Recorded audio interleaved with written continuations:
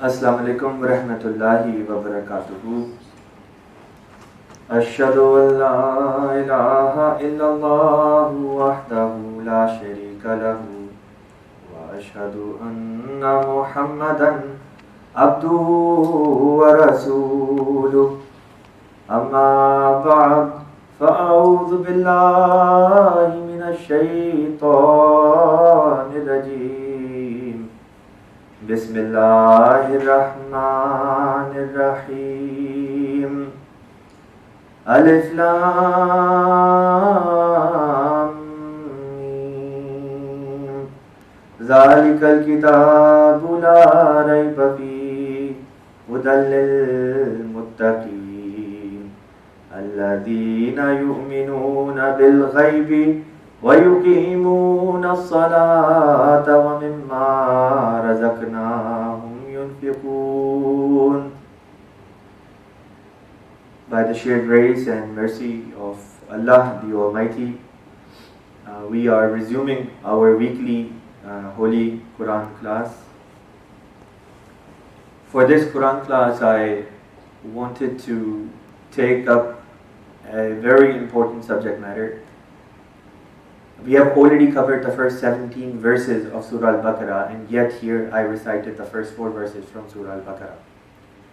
The reason for doing that is because our beloved and respected Amir Sahib, in his Jalsa Salana USA concluding remarks, recited these very verses, and then he addressed certain issues that have to do with what is mentioned in these 4 verses. In these 4 verses, Allah the Almighty says that He is Allah. Allah says that I am Allah all-knowing. This is a perfect book, meaning the teachings of Islam, the teachings that are vouchsafed in the Holy Quran are perfect in every sense of the word. Then Allah the Almighty says that there is literally nothing in it which casts any doubt.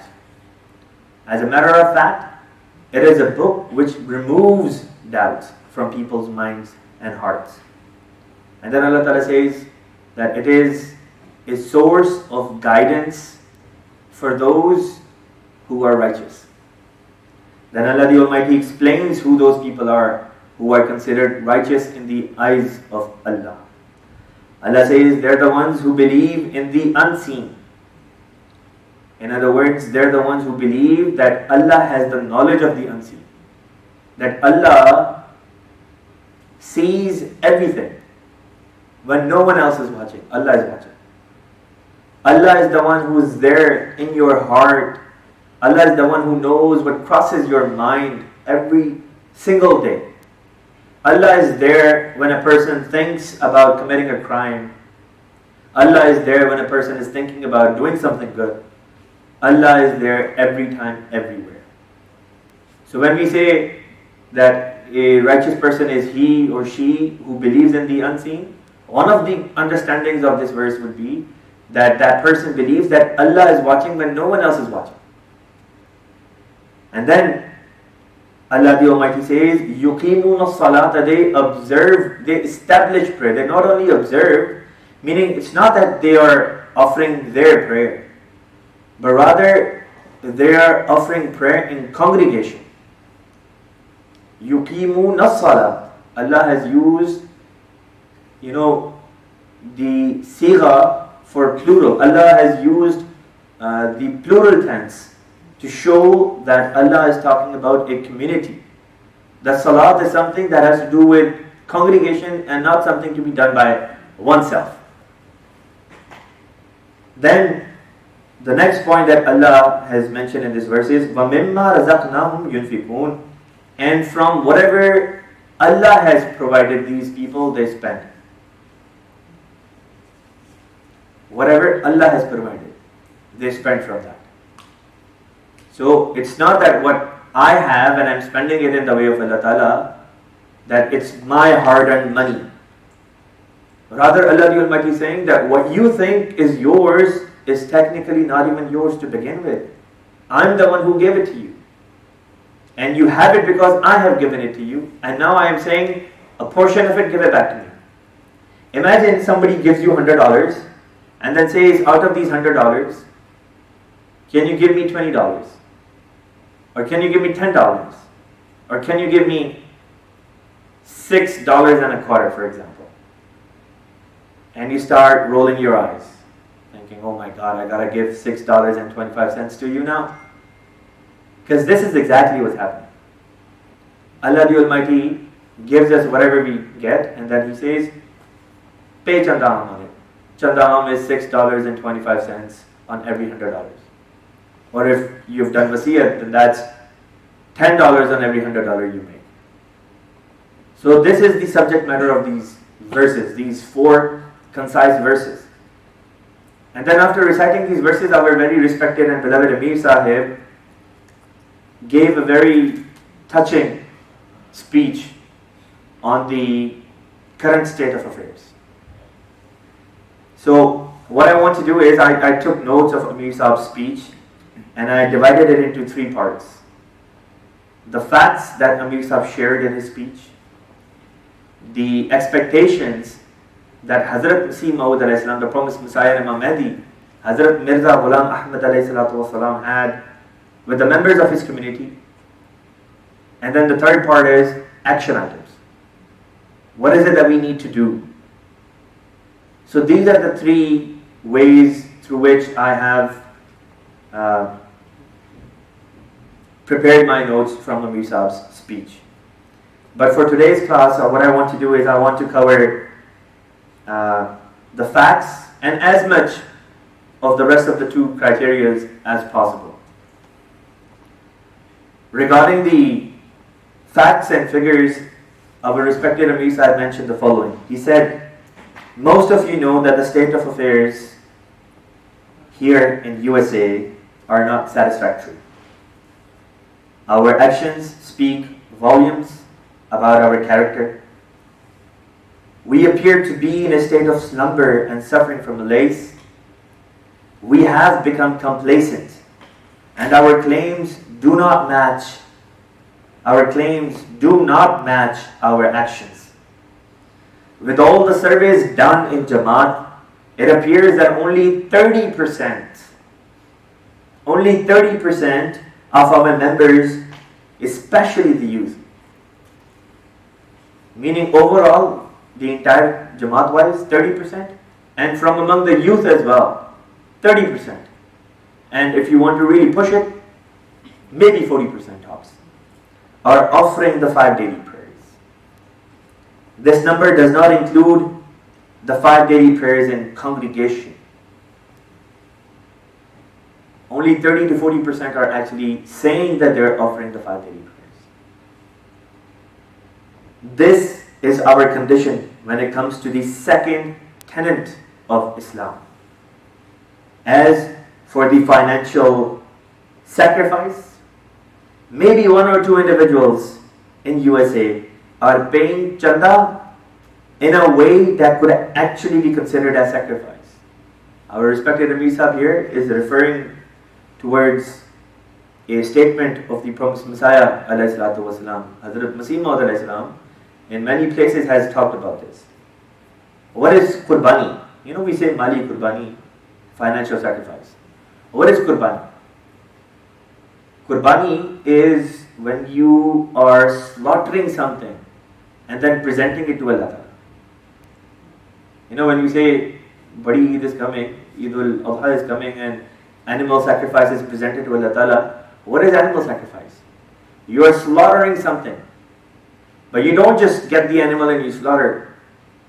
You buy the animal sometime before Eid al-Adha. And then you take care of that animal. And when you spend time even with an animal, you develop that bond of attachment, even with the animal. So, in other words, Allah the Almighty is telling us that you are sacrificing something which is dear to you. And when you present it as a sacrifice, it pains you. You feel the pain when you are presenting it in front of Allah Ta'ala, when you're detaching it from your person. When parents present their children in Tahreek Waqf, no, what is it that they're doing? They're taking their beloved children and they're detaching them from themselves and attaching them with Allah Ta'ala. Someone who's perfect and better than us. This is qurbani, this is sacrifice. So same rule applies when we talk about financial sacrifice. Financial sacrifice is that sacrifice where when you give it in the way of Allah Ta'ala, you feel that you've done something. You know, we eat food and then whatever is left over, breadcrumbs, we throw it in front of the dog or the birds. That's called a leftover. Now when we pay chanda, and if we are adopting the same attitude, that whatever is left over after taking care of all of our expenses and our needs and our wants, and then whatever is left over, if that's what we're presenting to Allah Ta'ala, then how is that any different than the example I shared earlier? It's no different. It's not a sacrifice. And this is what Hazrat Masih Maud had mentioned and Amir Sahib is referring to it. That sacrifice is something which pains you. That when you present it, you first give it to Allah Ta'ala and then you start thinking, okay, this is all I have left. I have to make, my needs met within whatever I have left now. So it's not that Allah Ta'ala is at the, last. That Allah is last or at the end. Rather, Allah and His religion is first and we with all of our needs are later. This is what Amir Sahib is saying. Keep that in mind. Amir Sahib says, as for the financial sacrifice, maybe one or two individuals are paying chanda in a way that would actually be considered as sacrifice here in USA.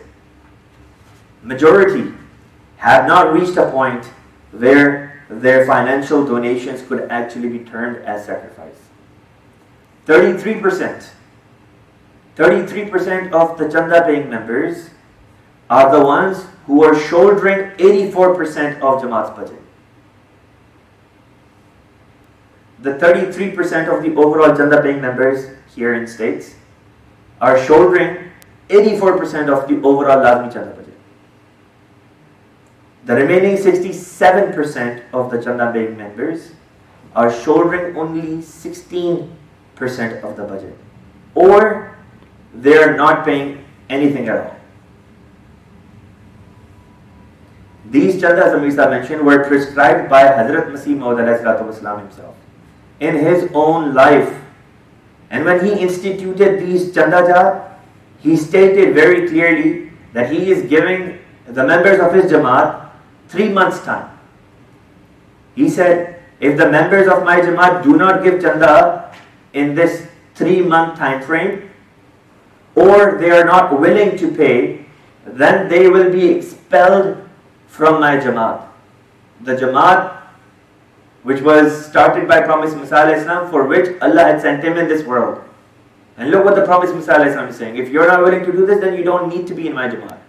I'm going to pluck you out from my Jamaat and put you aside.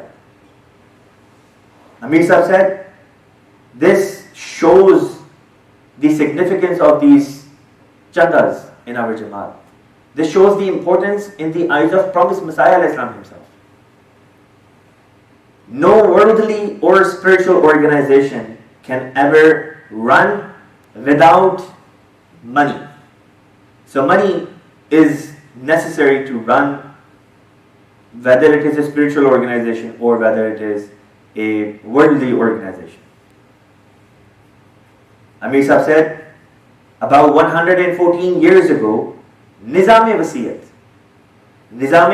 was established by the promised Messiah ﷺ, and it was his desire that almost all of the Ahmadi Muslims would join this blessed system. Fast forward to 2004. Hazrat Khalifatul Masih al-Khamis Ayyadahullah Ta'ala Nasr al-Aziz, in the second year of his Khilafah, Hazur, while giving a speech, stated that it is his desire that by the year 2008, when Jamaat-e-Ahmadiyya worldwide would be celebrating the 100 years of Khilafat-e-Ahmadiyya in Islam, Hazur said that it is his desire that at least, minimum threshold, at least 50% of all the earning members of Jamaat become enrolled in Nizam-e-Wasiyyah. This target was to be achieved, minimum target of 50% was to be achieved in 2008. Amir Sahib then stated 2008 came and went, 9 came, then 10, 11, 12, 13, 14, and now we are in 2019.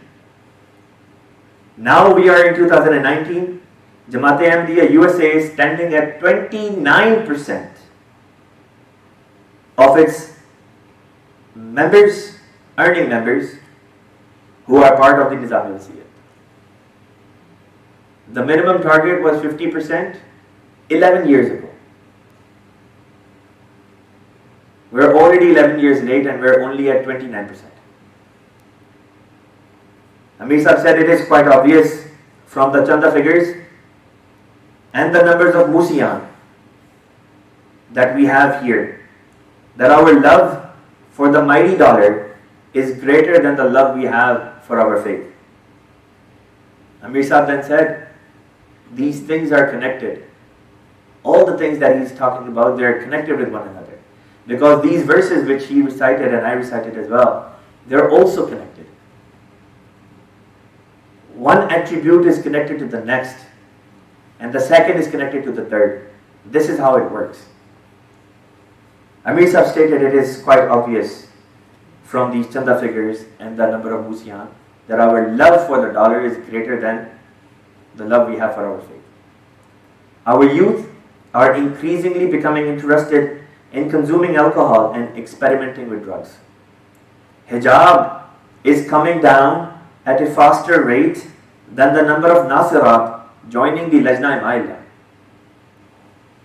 We also heard the number of our youth that is marrying outside the Jamaat or are marrying the so-called converts for the purpose of marriage, whereas our Ahmadi daughters are sitting home and waiting and waiting. The divorce rate in our Jamaat in this country is almost at 22%. That's more than one marriage out of every 5 marriages ending in a divorce. And many of the reasons for these divorces include but are not limited to intolerance, parental intervention and interference. He said the parents have either abdicated their responsibility of parenting or are helplessly watching their children drifting away from Jamaat and God and His Prophet. Our parents, grandparents, and in some cases even great-grandparents who sacrificed a lot when they accepted Islam Ahmadiyya would not have imagined that 3 generations out, their progeny would be moving away from the Jamaat, going into the lap of atheism, Christianity, or no religion, and money becoming their ultimate God. We are involved in trivial things than facing the hard realities. We focus more on interfaith meetings. Rather than strengthening our own faith. Somehow we have come to believe that our participation in parades is a way to express our pride in our faith. I do not know where this idea is coming from, that somehow this is the way to prove the equality of women in Islam, that our women have to take part in these parades. And if they don't, then they're not equal. He says, I do not know what we are trying to prove or to whom we are trying to prove. The only thing we need to concern ourselves with is the approval of Allah Ta'ala. And if we do not have Allah's pleasure, then all these things that we're trying to do are in vain. We celebrate our children's educational achievements. When they come home and they've done good in school, we're really happy about it. And we make it a big deal. But he says, how come we don't see enthusiasm when it comes to the moral and spiritual advancement of our children? Like, for example, when we say that, for starters, every first Friday of the month, children should be taken out of school and brought to masjid for Jummah Salah. How come we don't see enthusiasm in parents for that?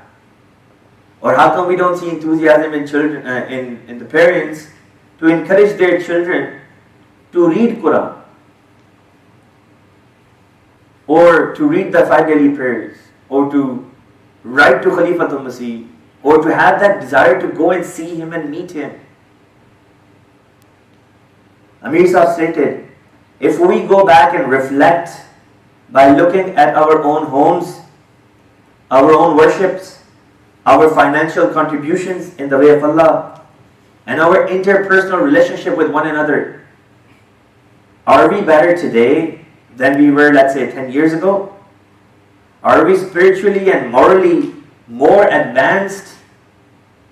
Spiritually and morally more advanced today than we were 10 years ago? Are we following the teachings of the promised Messiah ﷺ today more so than we were 10 years ago? How come every generation of ours is more prosperous from the previous generation? In the material terms, worldly terms, how come every generation that comes is better off, is more financially well off than its previous generation? But we are not advancing morally and spiritually. Every generation is better off financially than the previous generation, but is that the same case when it comes to our spiritual advancement, our taqwa? Are we better off? Is our generation better off than our previous generation? Because if not, then the real question is, where is this trend going? Think about it. Look at our own selves and then think about it. Where will our children be when they will be in our shoes? And where will their children be? I can't find a network connection. The thing is, Ahmadiyyat is not going anywhere. Ahmadiyyat is bound to succeed. Amir Sahib mentioned this in his speech as well. But if we are not there spiritually, then Allah will replace us with someone who is deserving to see the victory of Ahmadiyyat and be part of it. We and our generations, our children, will not be part of Ahmadiyyat. Allah will literally pluck. You know how gardeners pluck the weed out? This is how those people who are not in line with the agenda of Allah Ta'ala in Ahmadiyyat, they will be plucked out by Allah Ta'ala and replaced by someone better. So this is why it's very worrisome for every single one of us. Amir Sahib stated, we worry so much about our bodies, our physical requirements, our physical needs, our physical wants. But what about our soul? Can anyone present here who is a student of history assure me that armies with only 40% or 30% of equipped and trained soldiers had conquered the enemy's territories? And that the nations with only 30 to 40% of its people with conviction had ever prevailed? This is a time of reflection. If we do not wake up soon, we will lose it. It's not that Ahmadiyyat will not succeed. It shall, but we will not be there to see it. He said, we just heard the chilling numbers of how many Ahmadi boys and girls in a single city of USA have married outside the Jamaat or with converts. People who converted just for the sake of marriage. He's referring to only those converts. That number was 71%. 71% of the marriageable youth either married outside or married by converting people. Amirs have stated, do we think that their children, meaning the children who will be born as a result of those marriages, where at least one of the parent was Ahmadi and the other parent was non-Ahmadi or non-Muslim, or one of the parent was Ahmadi and the other person or the other parent was converted for the sake of marriage. When their children are born, Amir Sahib is talking about that. He says, do we think that their children would be Ahmadi? If we do think, then we are living in an illusion. This is not going to happen. There might be some exceptions here and there. Is this the Jamaat that the Prophet Messiah ﷺ wanted to establish? Was this the expectation, the behavior and the character that he wanted his followers to have? These are some really, really powerful words from Amir Sahib, which force and should force every single one of us to really introspect, look deep within, ask yourself this question. You are an Ahmadi Muslim, you have accepted the promised Messiah ﷺ. You're the one who has done the bath of the Khalifatul Masih. You're the one who's part of the protected community. But the thing is this how you want to be remembered? Is this how you want Allah Ta'ala to see you? That our prayers are not on point?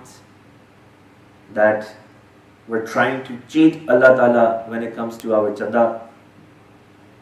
That we're only spending that in the way of Allah Ta'ala, which is literally considered as the leftover or the breadcrumbs? That we're putting our own needs, our wants before Allah Ta'ala and the need of His Jamaat? Because if that is the case, then let's be honest about it. Allah Ta'ala says, you remember me and I will remember you. But if Allah Ta'ala is the last on our list, why should we be first on Allah's list then? Why should we be on Allah's list first when He is the last on our list? Amir Sahib said, we cannot make progress until and unless we're able or willing to face our demons. Until and unless we're willing to face these hardcore realities. This is what we are today. But we're destined to be greater than where we are today. And the only way we can do it is if every single one of us, and it starts with myself, with one person, with you.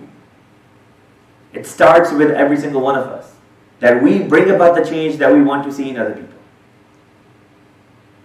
That we get our prayers on point. That we get our chanda on point. You know, when the Secretary of Finance reaches out and he says, what is your budget? People say, oh, just put whatever was there before. People don't say, well, this is how much I'm making, so based on this, you know, my income is this, so my chanda is supposed to be this. They don't say that. They just say, just put whatever was there last year. Or they might say, I'll give whatever I want to give. What kind of answer is that? That's not what Jamaat is asking you for. Jamaat is very specific when they ask you, you know, what is your budget? Budget is supposed to be based on what you're making. So, in other words, when we try to cheat Jamaat, we are basically trying to cheat Allah Ta'ala, because it's not the Jamaat. It's Allah Ta'ala who's the one who says, وَمِمَّا رَزَقْنَاهُمْ يُنْفِقُونَ. So I hope and I sincerely pray that it's not just the chanda and it's not just the namaz, it's not just the prayers, it's more than that. It's our own salvation which is at stake. It's the future of our children which is at stake, because our children imitate us. If we are in the habit of offering namaz in our homes, if we are in the habit of offering prayers at the masjid and congregation, guess what? Our children will adopt that. They'll pick that up and they'll do the same thing. If our children see us cheating in any sphere of life, they'll pick that up too. Because for your children, you're the role model. So if they see their role model cheating, they'll think that's part and parcel of it. They'll think that's the norm. That the norm is don't read prayers. That the norm is lie. That the norm is to cheat. If this is the example we're going to set in front of our kids, Don't be surprised when your children grow up to be exactly like that. Who don't offer prayers, they try to cheat Allah Ta'ala. They might be more successful, they will be more successful financially speaking than you are, as we are seeing the trend. But spiritually and morally speaking, they will be more corrupt than you. They will be more corrupt than us. Let's change that. Let's change that. And let's be part of that community in the real sense that Hazrat Masih Maud was sent by Allah Ta'ala to establish. Let's not be among those whom Prophet Islam wanted to remove from his Jama'ah. Let's be of those whom Prophet Islam was sent in this world by Allah the Almighty to establish. Because we're the ones who are supposed to be the akhirin, the Muslims of the latter days who were to resemble the Muslims who came in the beginning at the time of Holy Prophet. May Allah the Almighty allow me and every single one of you, allow our family members, allow our children and our future generations to be loyal to Allah Ta'ala, first and foremost. May Allah Ta'ala allow every single one of us to be loyal to Allah Ta'ala in every sense of the word. May Allah Ta'ala forgive us our shortcomings. May Allah Ta'ala forgive us our sins, our mistakes, our errors. And may all of us moving forward make this firm pledge that we will be, inshallah Ta'ala, better than we are today, that we will try to do better. May Allah Ta'ala accept our humble offerings. Ameen. Wa akhiru da'wana. Alhamdulillahi Rabbil Alamin.